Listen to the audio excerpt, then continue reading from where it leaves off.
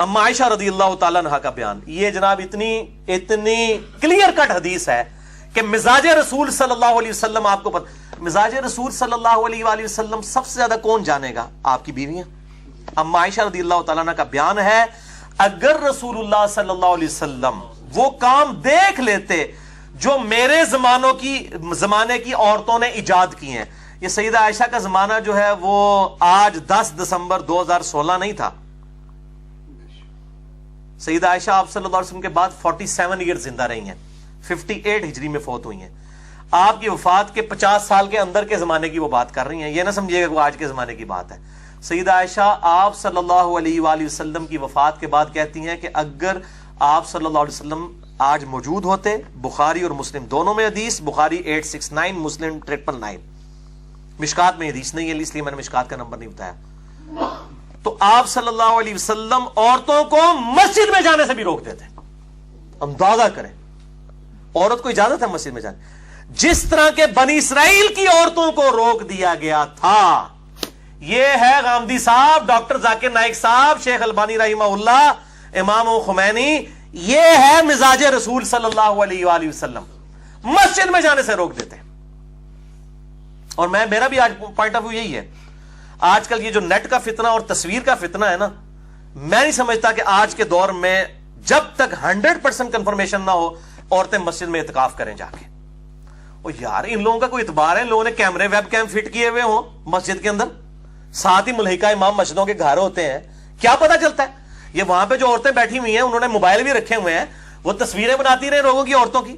لہٰذا میں بالکل اجتہاداً اس حوالے سے اس چیز کا قائل ہوں، فقہ حنفی کے اس مسئلے کا، کہ اس دور کے اندر عورتوں کو گھر میں ہی اعتکاف کرنا چاہیے جب تک کہ کنفرمیشن نہ ہو جائے۔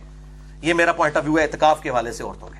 اور بڑے بڑے سکینڈل سامنے آتے ہیں، یہ مطلب سکینڈل والا لیکچر نہیں ہے، ورنہ تو ایک الگ سے ایک ٹاپک ہے، جس کو شوق ہو تو یوٹیوب کے اوپر اس طرح کی چیزیں دیکھ لے کہ کس طرح طوفان بدتمیزی برپا کیا ہوا ہے اس کیمرے کے نیگیٹو استعمال نے۔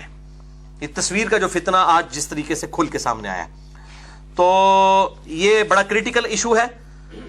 اور جو اجازت بھی دی گئی عورتوں کو وہ صحیح مسلم میں حدیث ہے، مشکات میں 1060 اس کا نمبر ہے۔ آپ صلی اللہ علیہ وآلہ وسلم نے فرمایا، عورت مسجد میں جائے تو خوشبو لگا کر نہ جائے۔ اندازہ کریں آپ اور ایک اور مسلم کے طریق میں آتا ہے کہ جو عورت خوشبو لگائے وہ مسجد میں ہمارے ساتھ نماز نہ پڑھے آ کے۔ خوشبو بھی نہیں لگا کے جا سکتی، یہ کہتے ہیں جی چہرہ کھول کے جا سکتی ہے۔ مجھے بتائیں خوشبو زیادہ اٹریکٹیو ہے یا چہرہ؟ خود سوچیں۔ مزاج رسول صلی اللہ علیہ وآلہ وسلم کو سمجھیں، میں بار بار وہ ورڈ استعمال کر رہا ہوں، یہ اس طرح تو پرٹیکولرلی ہے تو ان کی ہے امین احسن اصلاحی صاحب اور غامدی صاحب کی، تاکہ اس طبقے تک ہماری بات پہنچے کہ مزاج کی آپ بات کرتے ہیں، مزاج سمجھے نا، عورت مسجد میں خوشبو لگا کے نہ آئے۔ اور اسی طریقے سے سنن ابی داؤد میں ایک حدیث ہے 1062 اس کا مشکات میں نمبر ہے، آپ صلی اللہ علیہ وآلہ وسلم نے فرمایا کہ عورتوں کو مسجد میں آنے سے منع مت کرو، لیکن گھر میں نماز پڑھنا ان کے لیے بہتر ہے۔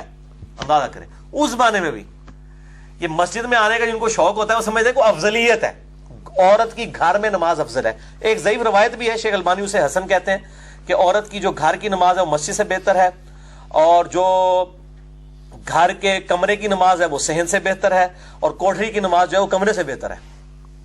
تو یہ سپورٹیو ہے اس حدیث کو الحمدللہ۔ اب ذرا مزاج رسول کو آپ سمجھنے کے لیے صلی اللہ علیہ وآلہ وسلم، یہ تو نماز کا مسئلہ تھا، اب ذرا صفا مروہ کے حوالے سے بھی ذرا سنیں۔ 11ویں حدیث موقوفاً ابن عمر رضی اللہ تعالیٰ عنہ سے ہے۔ المصنف ابن ابی شیبہ دنیا میں صحابہ کرام علیہم رضوان کے آثار کا سب سے بڑا مجموعہ، اردو میں اس کا ترجمہ ہو چکا ہے، ہمارے پاس رکھا ہوا ہے۔ المصنف ابن ابی شیبہ میں انٹرنیشنل نمبر کے مطابق 14,666 نمبر حدیث ہے، 14,666۔ ابن عمر کہتے ہیں کہ عورتوں کے لیے بلند آواز سے تلبیہ نہیں ہے حج اور عمرے کے موقع پر، حالانکہ ایک دفعہ بلند آواز سے لبیک اللہم لبیک کہنا ہوتا ہے۔ ابن عمر رضی اللہ تعالیٰ عنہ کہہ رہے ہیں یہ موقوفاً حدیث ہے، ذرا صحابی کا قول موقوفاً حدیث بن جاتی ہے، ان کے لیے تلبیہ نہیں ہے بلند آواز سے۔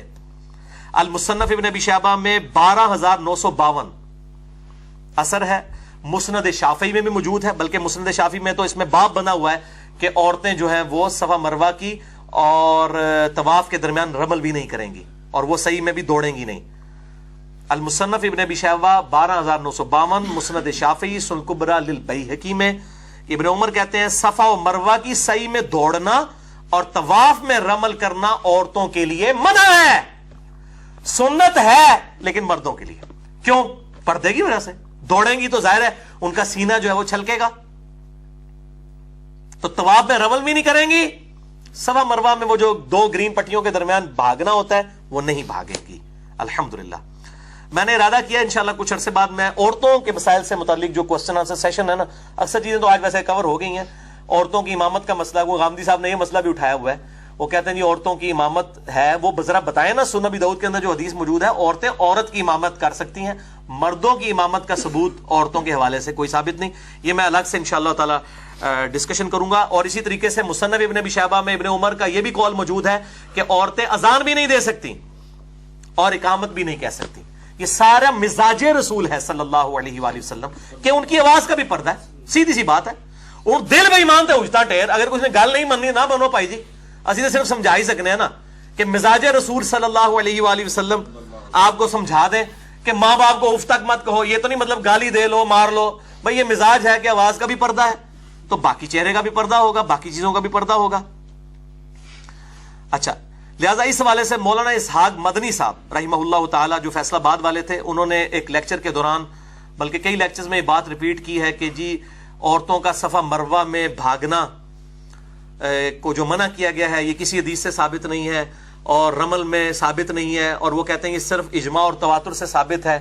اور اس سے وہ بتانا چاہ رہے تھے کہ عورتوں اور مرد کی نماز کے اوپر جو فرق ہے اس کے اوپر جو احادیث آئی ہیں گرچہ وہ ضعیف ہیں لیکن تواتر کی وجہ سے مان لی جائیں گی. اور اس میں انہوں نے الزامی بات یہ کی, تو مولانا اسحاق صاحب کے شاگردوں کو میں نے بہت پہلے بھی بتایا تھا کہ ان کا موقف غلط ہے. میں نے احادیث پیش کر دی ہیں ابن عمر سے موقوفاً کہ صفا مروہ کی سعی بھی منع, رمل بھی منع, اذان بھی منع, اقامت بھی منع, اونچی آواز سے تلبیہ بھی منع. یہ ابن عمر رضی اللہ تعالیٰ عنہ سے موقوفاً احادیث المصنف ابن ابی شیبہ میں, سنن کبری للبیہقی کے اندر موجود ہیں, مسند شافعی کے اندر موجود ہیں. لہٰذا مولانا اسحاق صاحب کا یہ موقف بالکل غلط ہے.